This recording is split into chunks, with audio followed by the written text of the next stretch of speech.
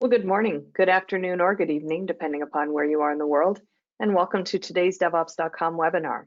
I'm Charlene O'Hanlon, moderator for today's event, and I welcome you. As always, we have a great webinar on tap. This is going to be a great one. I'm excited about this one. But before we get started, we do have a few housekeeping items we need to go over. First of all, today's event is being recorded, so if you miss any or all of the event, you will have the opportunity to access it later on. Following today's webinar, we will be sending out an email that contains a link to access the webinar on demand. And we are taking questions from the audience. So if at any time during today's presentation you have a question for either of our speakers, please don't wait, don't hesitate. Just use your GoToWebinar control panel and submit your questions, and we'll try to get to as many as we can near the end of today's webinar.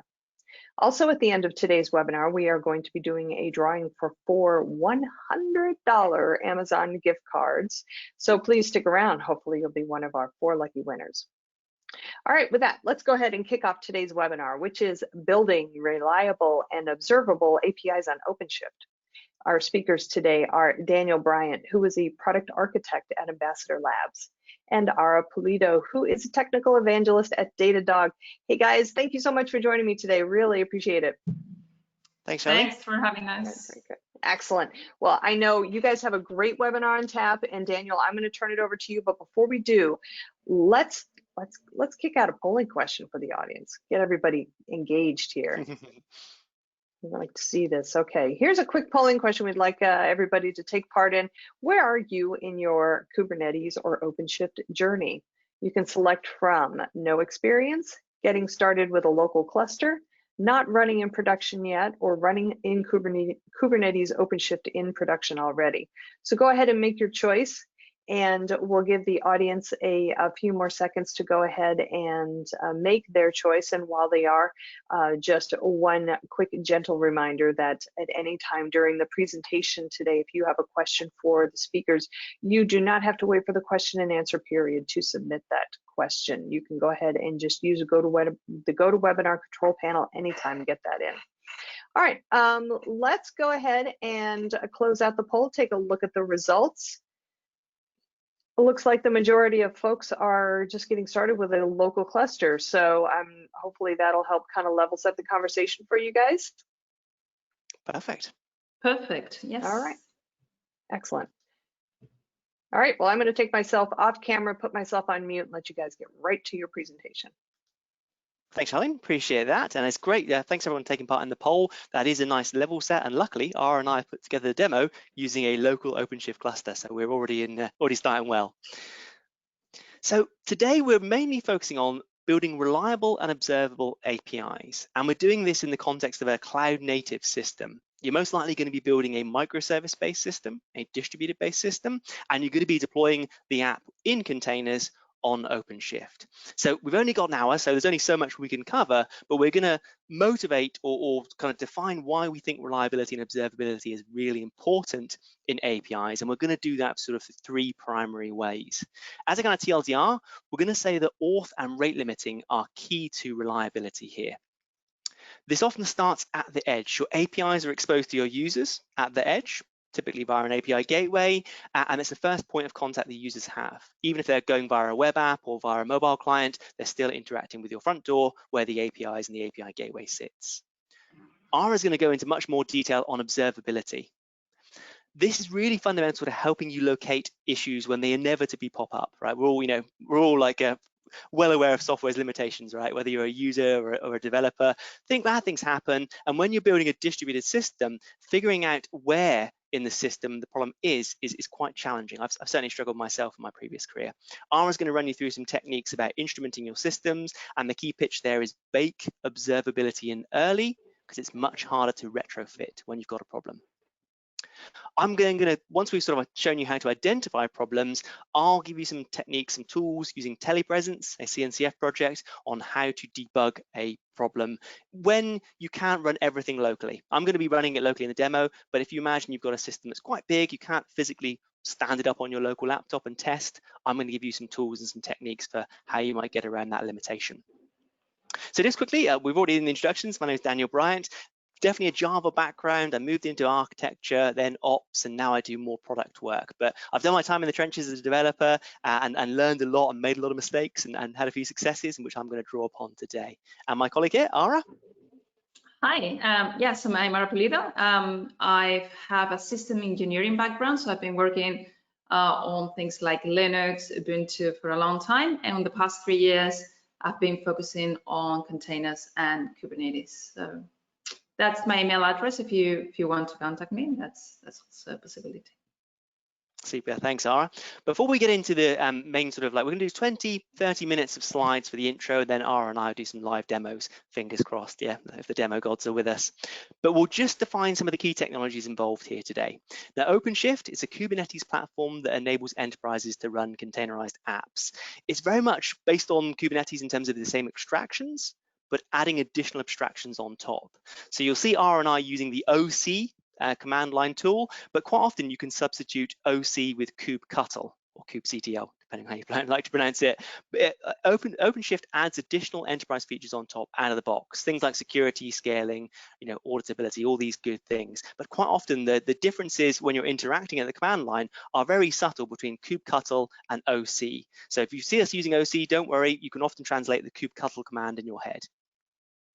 We're also going to be talking about Datadog, of course, and Datadog is a monitoring and analytics platform that helps companies improve observability of their platform, their infrastructure, and their apps. I've personally used Datadog for 6+ years when I was a Java developer, and it's really been interesting watching the Datadog journey over those years as, moving from metrics to traces to profiling, and the feature set now is really rich, which is what you need when you're trying to understand what's going on in a production app. And Ara is going to go deep dive into that in the observability section.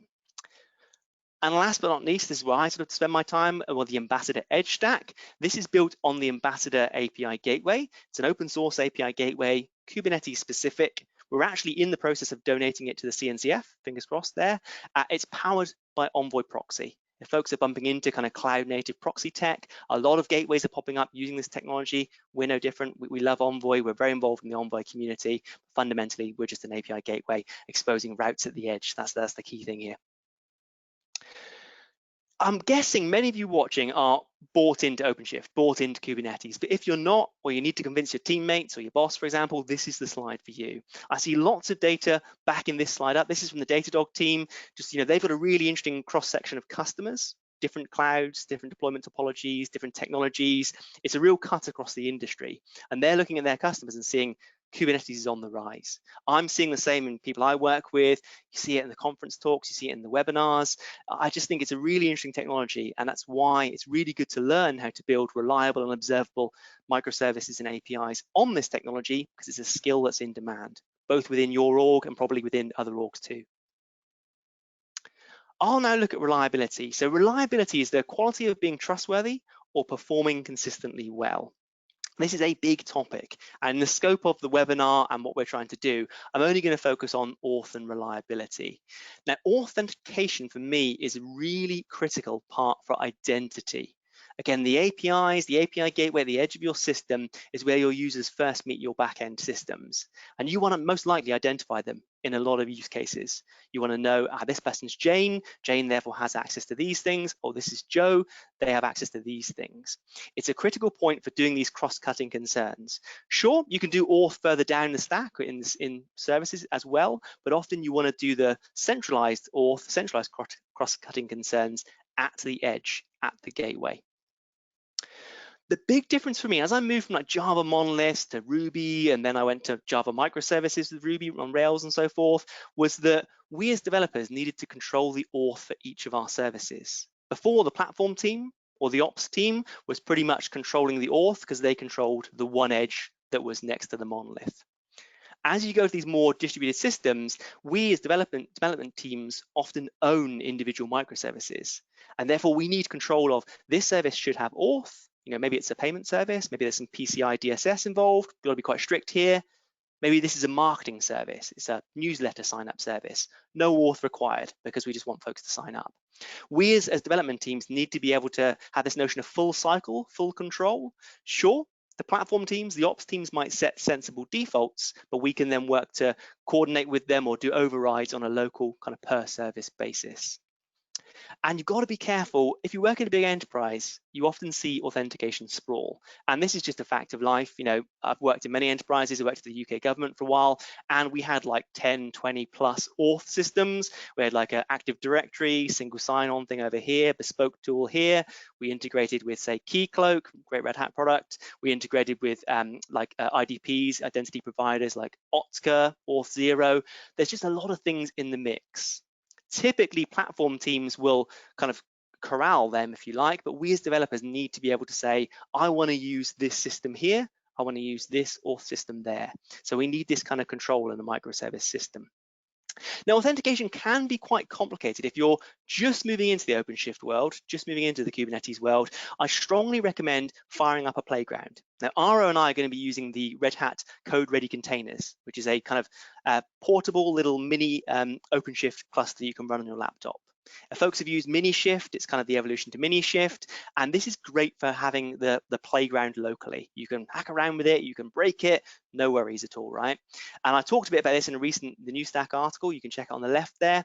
And what I struggled with at the time was, I've got my cluster, but how do I bootstrap it with core things like an API gateway, continuous delivery, and metrics? So we've actually created a free tool, no registration required, free web-based tool. Pop along to getambassador.io/initializer, and you can select your config, where your cluster is deployed, what kind of gateway you want, and what kind of, say, continuous delivery options you want, and we automatically generate some YAML for you to just apply to your OpenShift cluster. And that's what Ara and I have done today. We literally popped along to the initializer, put in our config, click the generate button, and we ran the kubectl apply or the OC apply against the files generated. So this is a great way to get started, get hands-on.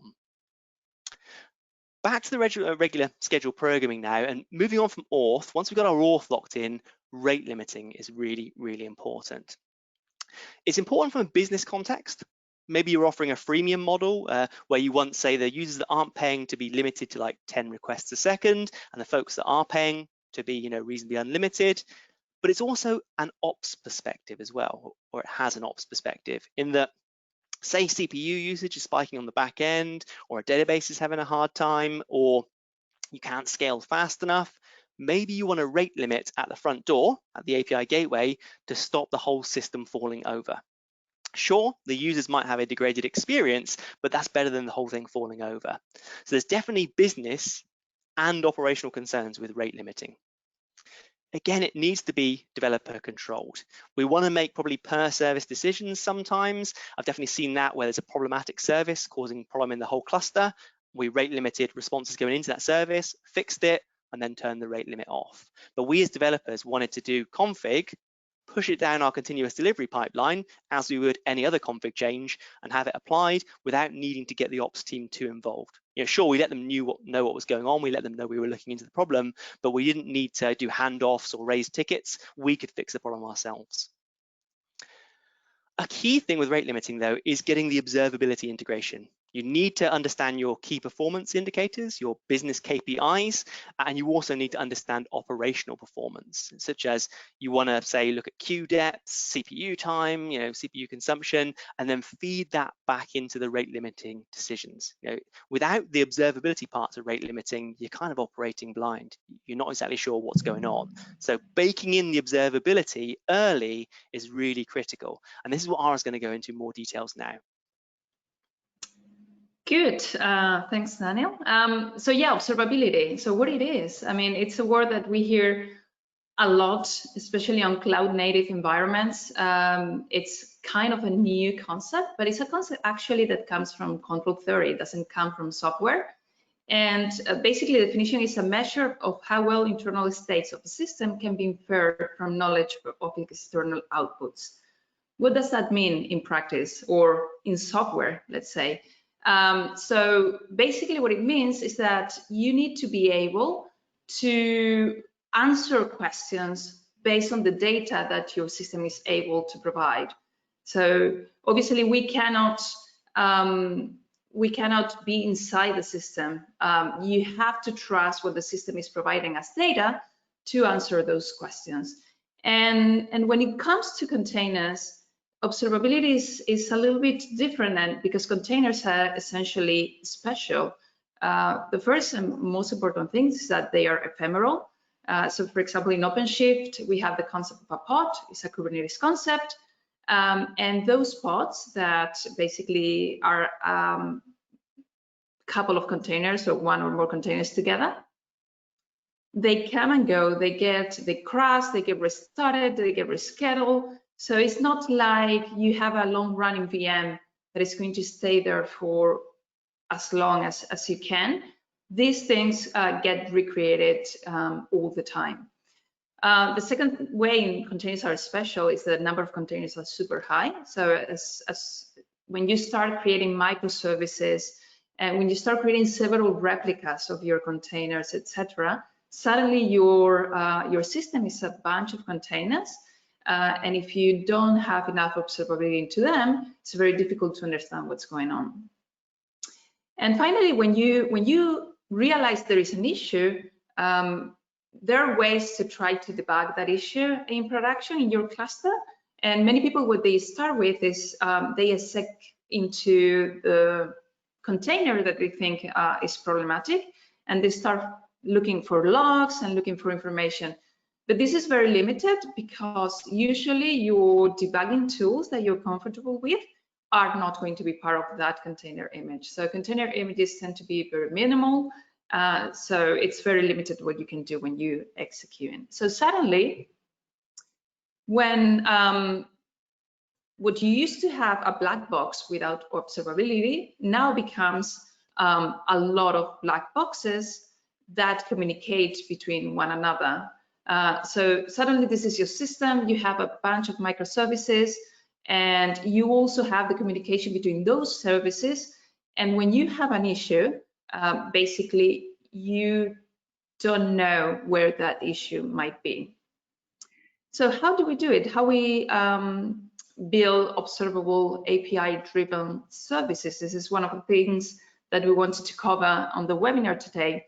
So people start with the basics. And the basics on observability is always what sometimes people call the 3 pillars, which are metrics, logs, and traces. Metrics is basically a number in a time, particular point in time. So for example, the CPU that is being used at that point in time.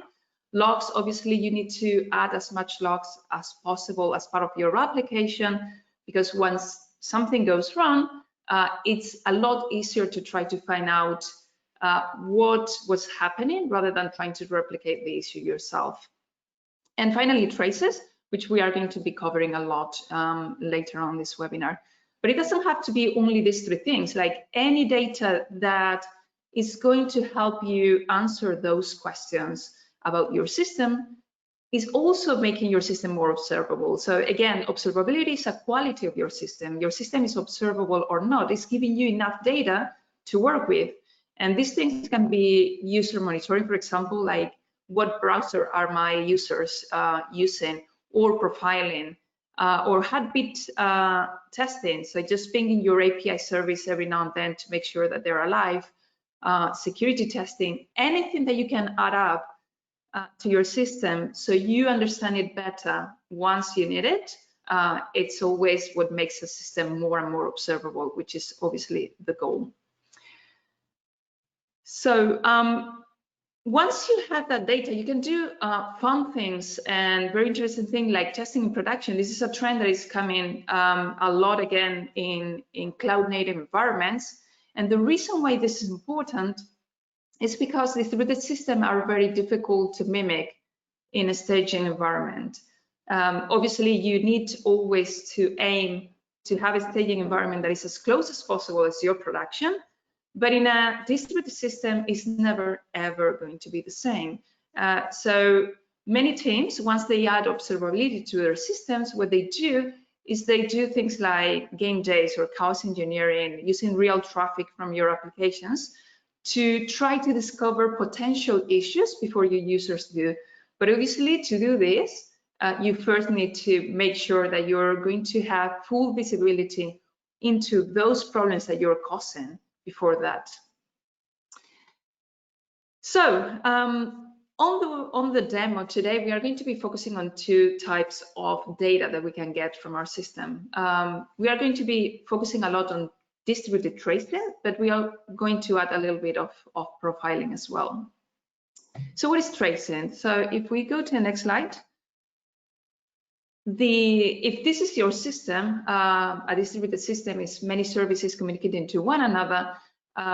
Basically, if we go to the next slide, when a user makes a request to the edge, basically, or your first service, that service may be calling service 2, that may call service 3, that may call 4 and 5. So the request that a user makes is actually a compound of all those requests that services to between one another. And the latency that the user sees, like the number of the time that it takes for that user to get a response, is a compound of that time. And the errors that the user may get is also a compound of all the errors that may happen either on those services or the communication between those services. So tracing, if we go to the next slide, so what it does is that it creates a concept called a trace that is going to be propagated between all those services. And it's every service is going to add to that trace a span, what we call a span. So once you get a request, you start a trace, and all that trace is going to be subdivided in different spans as that same request drives through all the different services.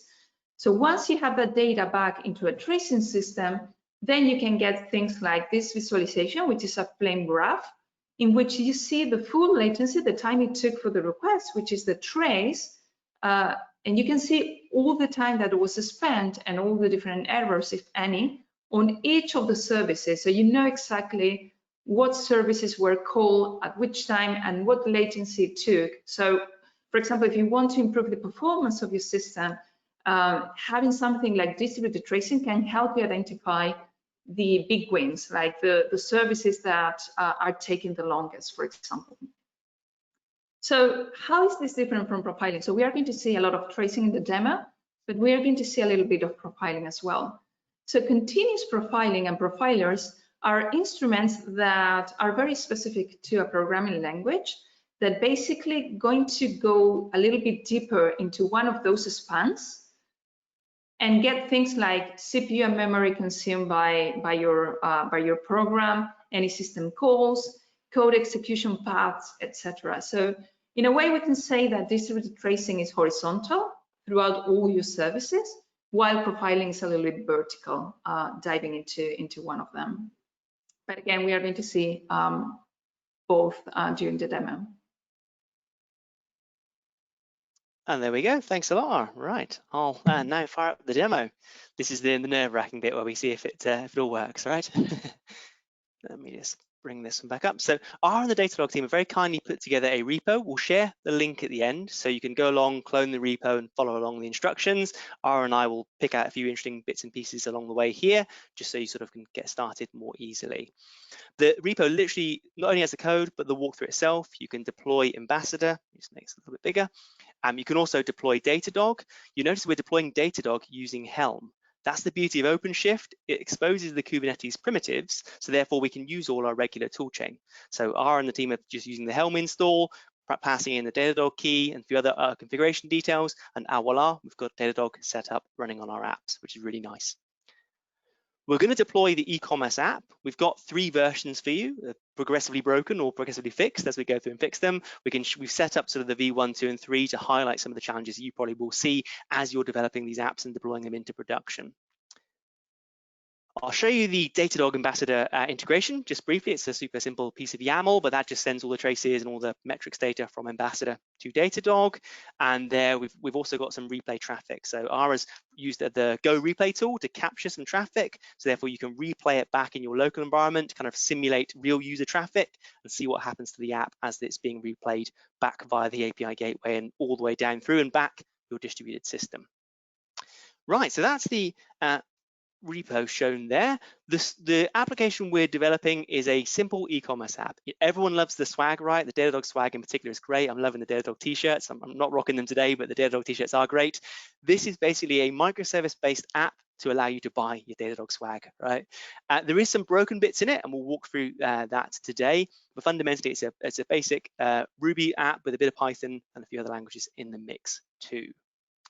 If we step out to the terminal now, let me just drop in here. You can see I've already run the OC get pods command. And if you're familiar with Kubernetes, same deal in terms of kubectl, get pods, and we've deployed our front end. This is a Ruby spree app, like a Ruby on Rails type app. And the front end calls out to the discount service and also the advertisement service as well.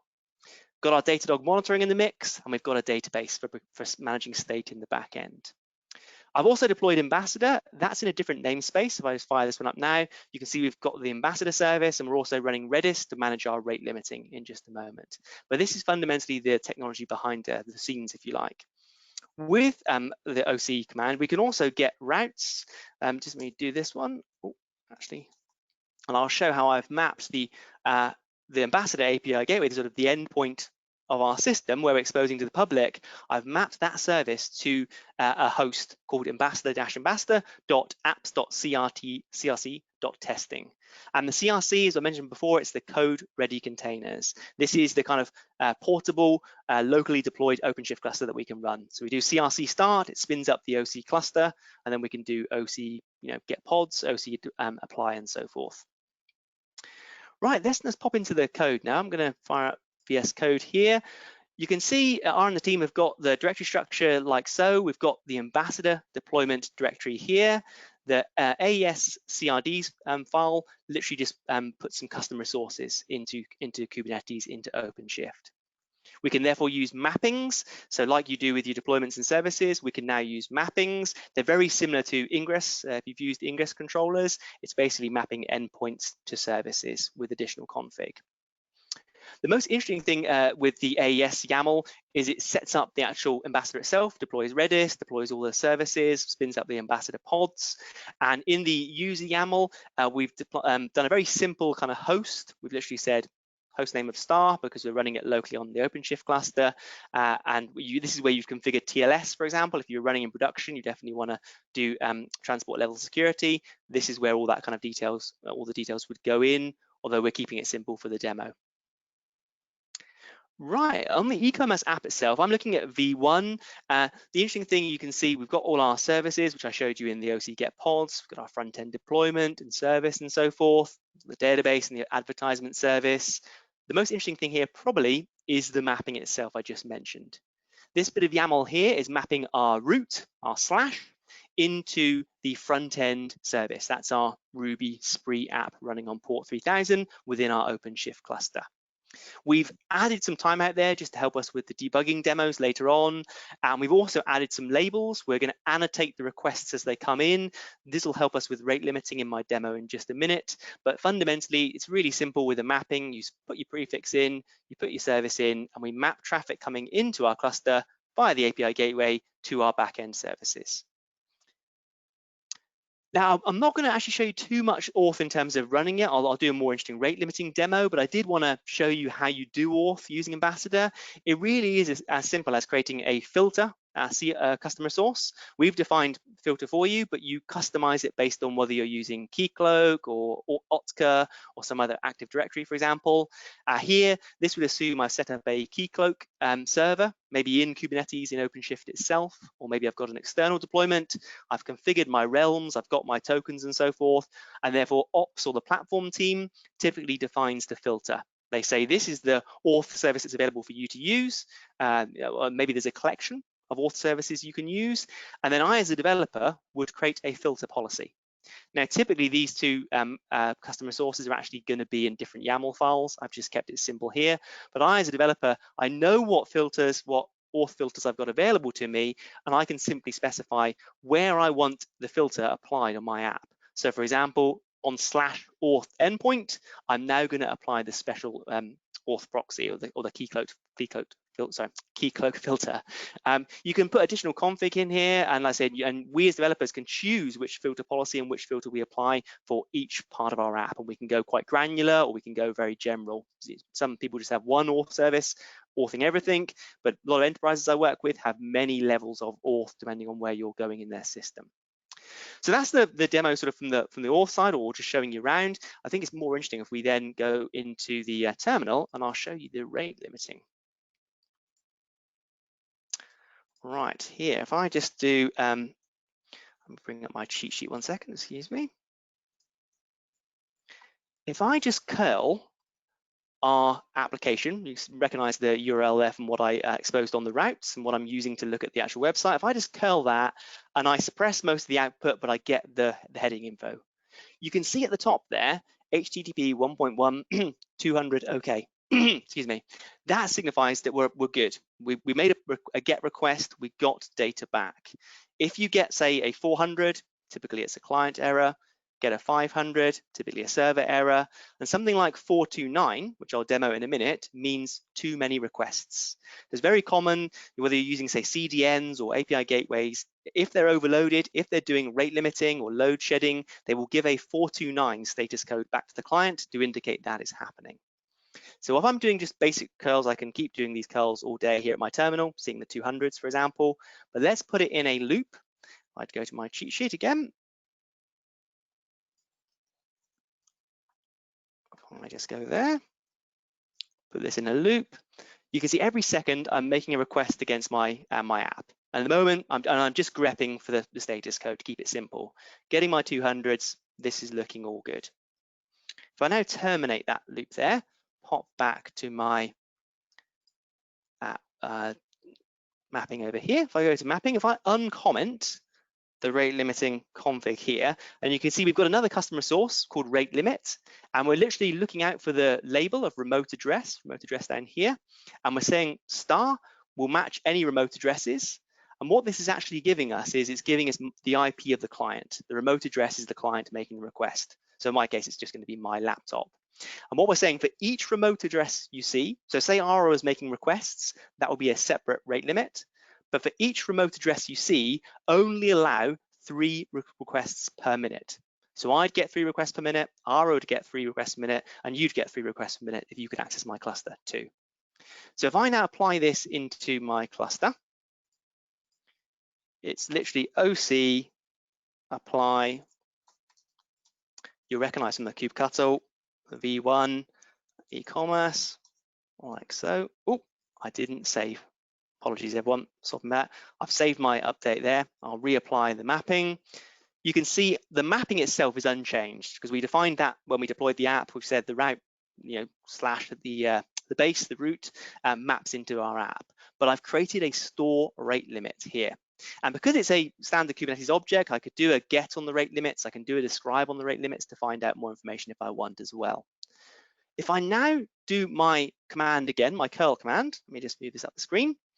This is again just making a request against our endpoints, and we're making it every second. We'll recognize as we do it start with, we're getting our 200s. We're all good now.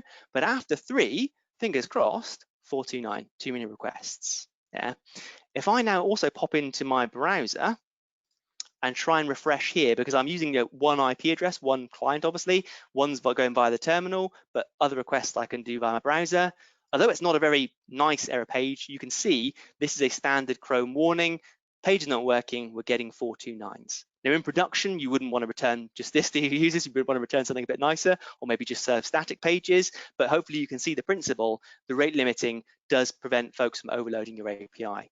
If we go back, you'll see occasionally something will get through. If I actually stop there now, because we're allowing 3 requests on my IP every minute, every so often that rate limit request gets reset, 200 OK, then I make too many more requests, I get the 429s. So what I'll do now is I'll unwind the rate limiting request and set up the next part of the demo, but while I do that, I'll hand off to Ara, so she can show you the observability stuff, which is super interesting.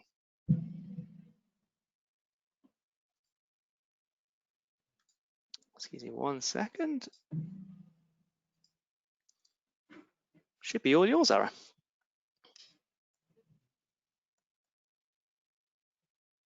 Good. Can you confirm that you're seeing my terminal and not my? And indeed, Ara. Looks good. Good. So same thing. I have here the same thing. So I have Datadog running. I have my e-commerce app already running. And I wanted to mention something very specific to OpenShift. So again, as Daniel mentioned, OpenShift creates some primitives on top of Kubernetes. One of them is security context constraints, which is similar to pod security policies, but specific to OpenShift. So the way I've deployed Datadog into this cluster is using the home chart, as Daniel mentioned, and there is an option to create the right profile for the Datadog agent if you want to. So obviously, if you want to create the profile yourself, you're also able to do that. But if you want to just go by default, you just tell it the home chart to create the profile for you, and it's going to create it for you. So actually, if we go to check the SCC is here. So our Datadog agent is running using this profile. So the second thing I wanted to mention, so the application, the e-commerce application, is already what we call instrumented for tracing. So it's already going to be sending those traces back to Datadog. But obviously, the front end is not where our trace starts. The requests start at the edge. As Daniel said, we are going to move everything to the edge.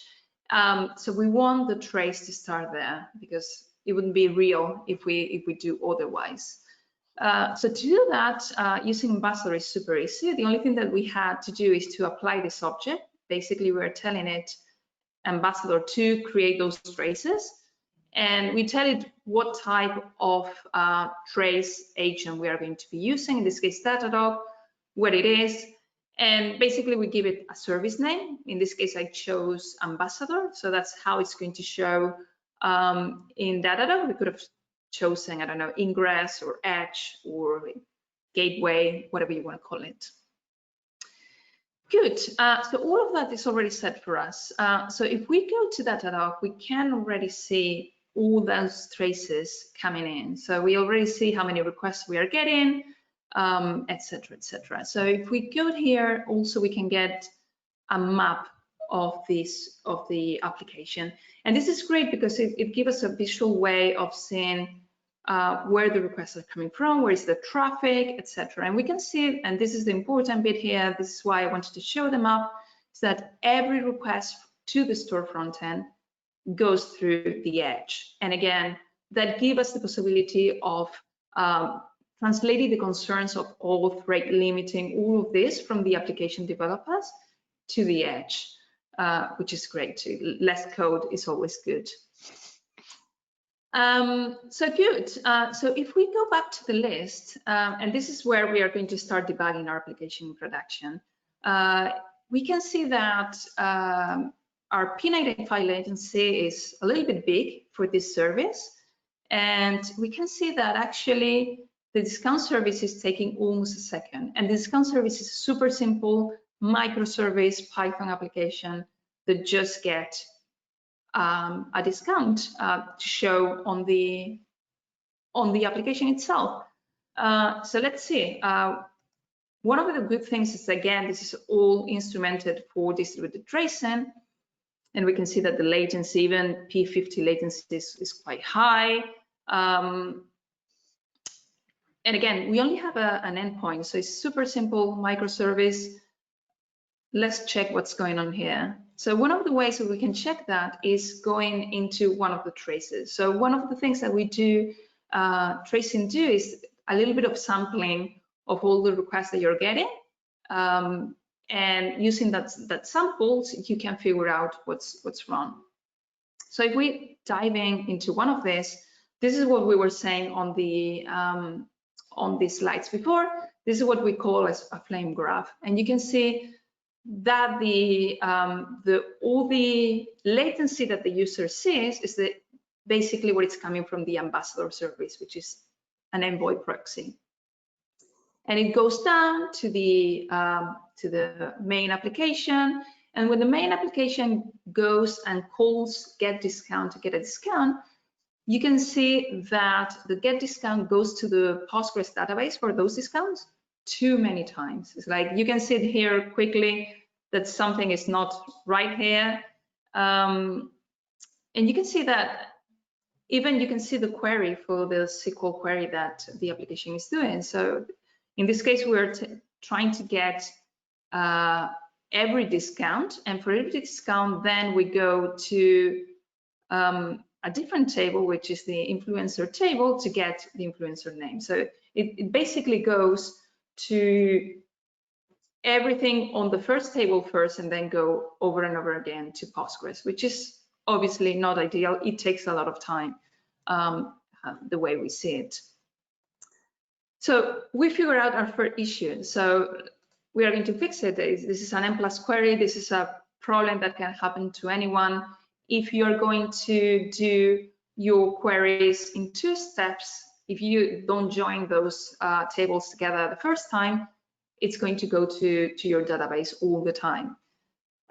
So this is how we fix it, particularly in Flask in this case. So basically, we need to join. In this case, we are being a little bit too radical because we know there is only one other table. We are joining all the tables discounts. It's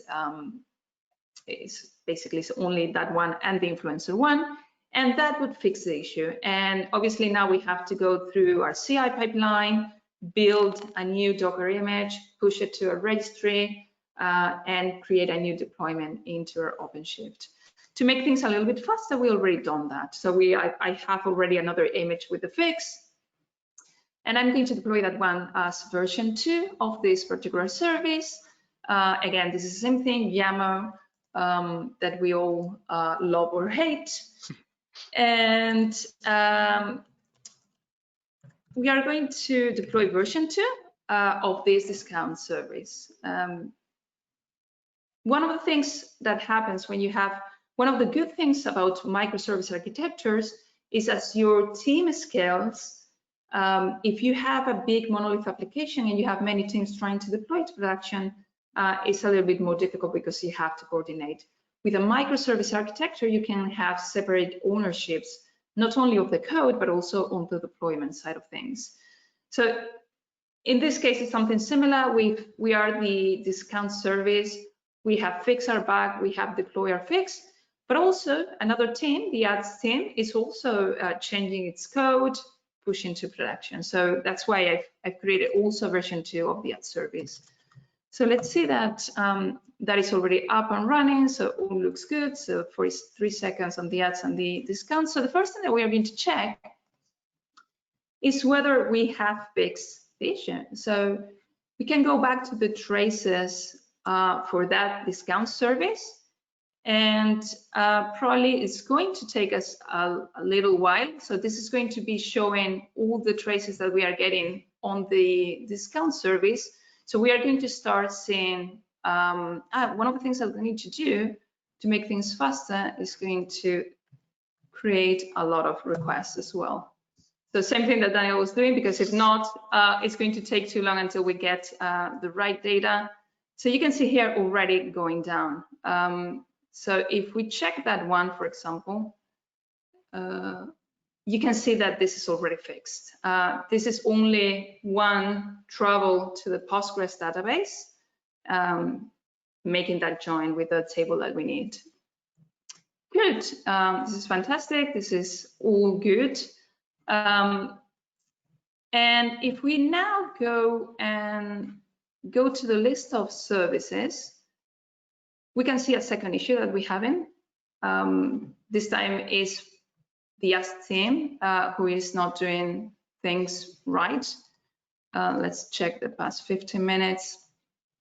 And we can see that a big spike here on the, as soon as we did that deployment, we see the latency going up. And probably we have set up some alerts and monitors to tell us that if the latency between versions go up, please give us a warning.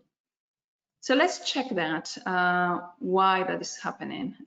So same thing, we are going to go to the endpoint where the errors are, well, the latency is coming from. And we are going to check one of these traces, for example. And you can see, wow, suddenly the latency is more than 2.5 seconds. Obviously, something has gone completely wrong. Probably we are missing a test that we should put on some place. And this is where we are going to see our profiling. So obviously, it's clear that it's the endpoint here which is causing the latency, and I could go directly to the code and try to figure out what's going on.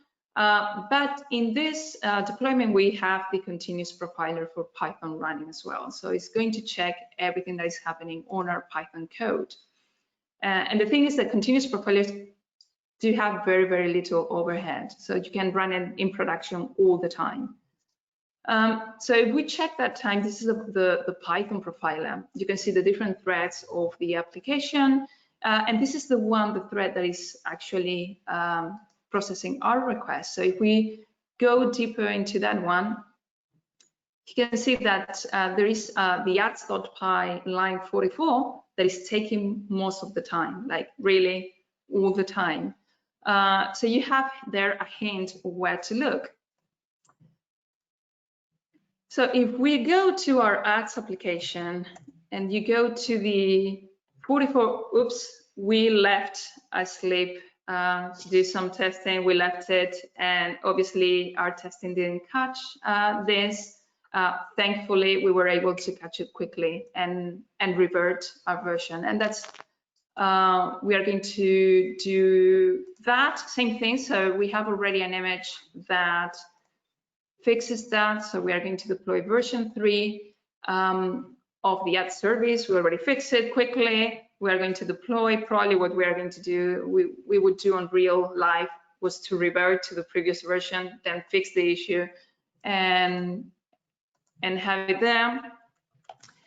So let's do that. Let's apply the version 3 of the ad service. And this is going to take a little while to restore the container. Okay, so the new one is already running. It's the same thing. Let's go back to that service. And let's say one of the get ads traces to see if we're already fixing that. So let's go to traces. And here you see that if you see this view, you're going to get unsampling of the traces, so everything there. So this is fairly quickly, and you can see already that this is fixed. There is no 2.5 seconds delay anymore, which is great. So we've seen a couple of tools, tracing and profiling, that help us figure out issues in production before a user sees them. But as you can see, we've skipped a part of the development process, which is basically debugging the issue, try to understand what's going wrong. And for that, I'm going to pass it back to Daniel, because he's going to show another bug that we have in our application and how to have that full cycle of development process with a cloud native environment like OpenShift. So let me Thanks, Ara. I always love seeing the traces. Like, it's just so obvious what's wrong, isn't it? I remember when I first discovered distributed tracing, I was like, this is magic. It was really good. Right, let me just get control of the. We look good.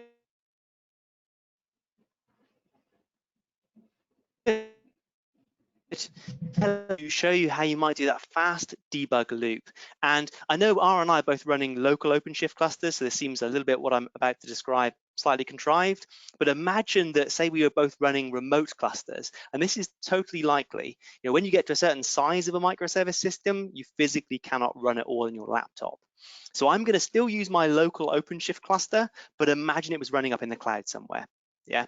So what telepresence allows me to do, open source CNCF tool, brew install on Mac, you can find it on the interwebs in general, is it swaps a deployment in OpenShift or Kubernetes with a two-way proxy. And it effectively proxies traffic from that service, that deployment, into my laptop. So you can imagine if I was running my OpenShift cluster in the cloud, I can put traffic in at the API gateway. If I've swapped out the deployment with telepresence, when the traffic, the user request gets through to that service, it then forwards via the proxy onto my laptop. I can look at I can run a local service, I can debug it, I can inspect the traffic, and I can return a value back into the cluster and watch what happens. As long as my ingress, I've got a sort of relatively loose timeout, I can use that to do debugging. And I do this a lot with Java. I'll do telepresence in just swap deployment mode, and I'll fire up IntelliJ, I'll fire up my Java app, and I'll actually live debug it poking traffic into the remote cluster and seeing what's going on in my proxied service.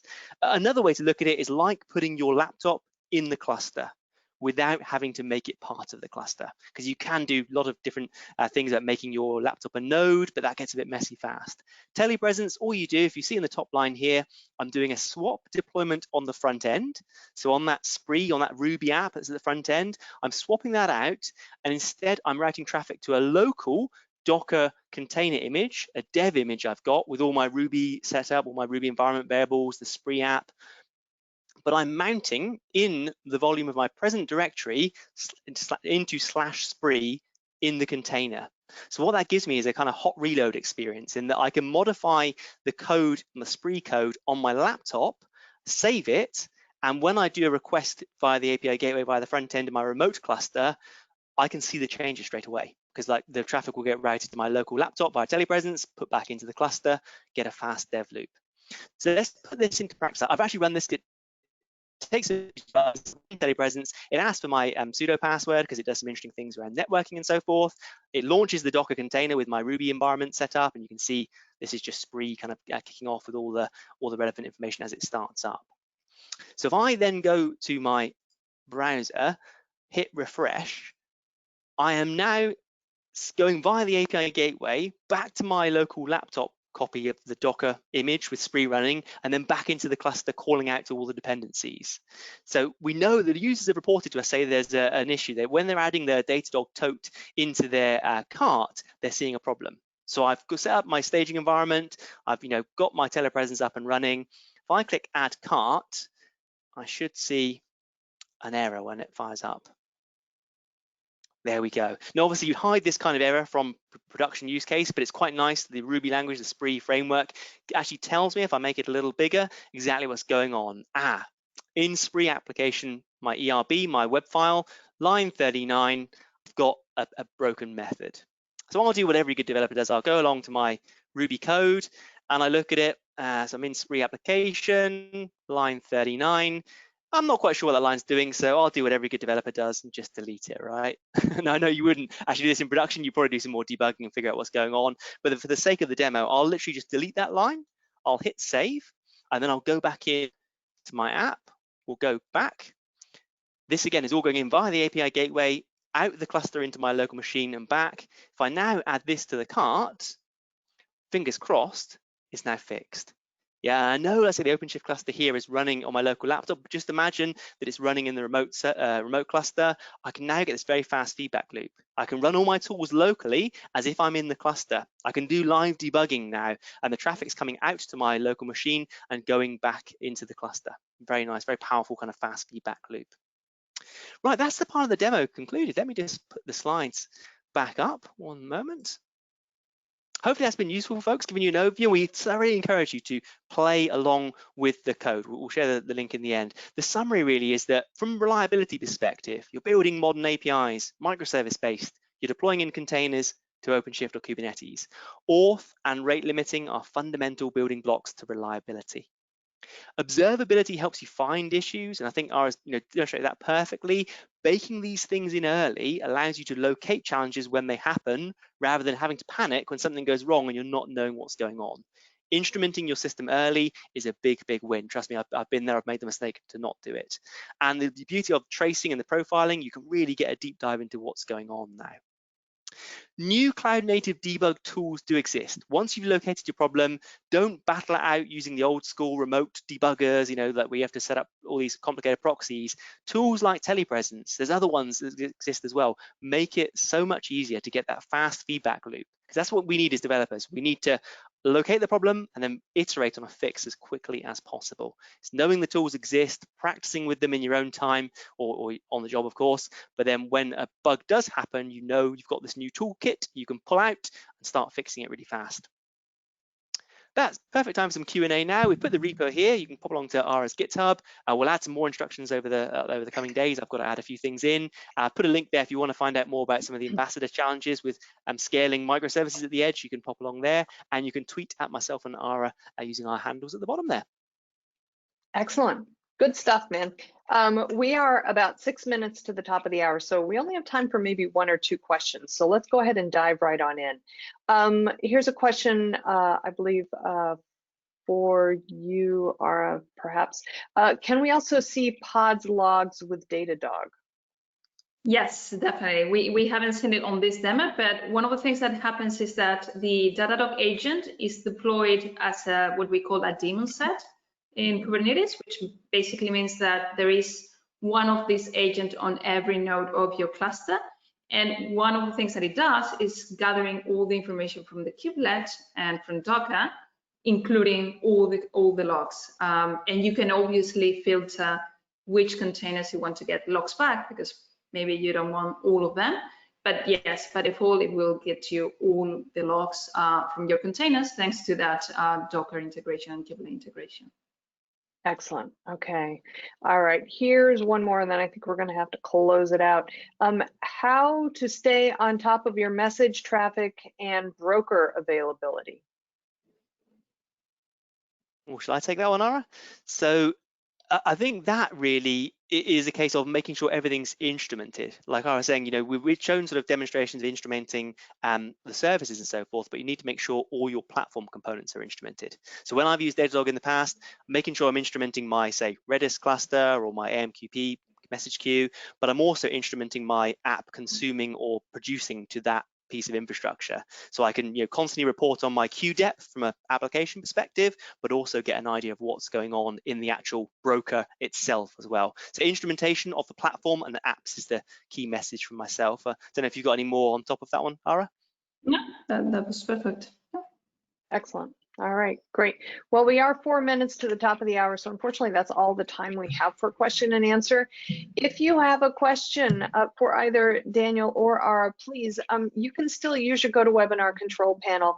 They'll be getting a copy of all the questions that come in. So there's still time to go ahead and get a question in. And I'm sure they'll be more than happy to follow up with you offline after the webinar to get your question answered. Also want to quickly remind the audience that today's event has been recorded. So if you missed any or all of it, or if you just want to watch it again, you'll have the opportunity to do so. Following today's webinar, we will be sending out an email that contains a link to access the webinar on demand. And the webinar is also going to be living on the devops.com website, so you can always go look for it there. Just go to devops.com/webinars, look in the on-demand section, and it should be right there waiting for you. All right, I know the moment everybody has been waiting for is now here, the drawing for the 4 $100 Amazon gift cards. So let's go ahead and do that without further ado. Our first winner today is, let's see, Douglas S. Congratulations, Douglas S. Our second winner today is Joel H. Congratulations, Joel. Our third winner today is Joshua B. Congratulations, Joshua. And our final winner today is Linda G. Congratulations to all 4 of you. We'll be following up with you offline by email to get your gift card over to you. So check your inbox. If you don't see anything in your inbox, please check your spam folder. Daniel and Ara, thank you so much for a great presentation today. I'm a big fan of demos, so I just love to see the stuff in action. So thanks so much for that. I hope I'm sure the audience loves it as much as I do. So, but thanks so much for your time, your expertise. It's appreciated. So, thanks, Charlie. Thanks you. Bye. Yeah, you're welcome. I also want to thank the audience for joining me today. This is Charlene O'Hanlon, and I'm now signing off. Have a great weekend, everybody, and please stay safe.